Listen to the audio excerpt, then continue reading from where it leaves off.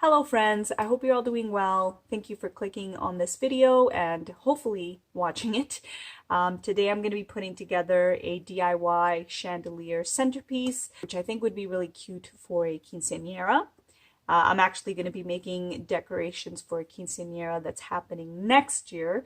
So yeah, that's why I had quinceañera on my mind. But yeah, you can use this centerpiece for any special celebration. So I'm just gonna go over the supplies here with you. So I have a jewelry holder, which I purchased from Dollarama a while ago. So I don't remember exactly what the price was, but I'm thinking it was probably $3 to $4. Then over here, I have a whole bunch of stuff, mostly beads. So I have a whole bunch of beads. So I have these little silver beads, some clear ones, as well as these really pretty rose pink beads that at one point were bracelets. And as you can see, these ones right here have a little loop doohickey on it, which is going to come in really handy for this DIY.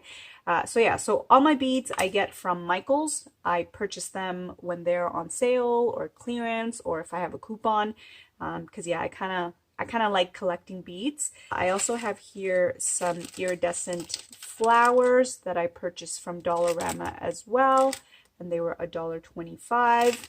I will also be using some scissors, a lighter, some clear thread, and then some tweezers.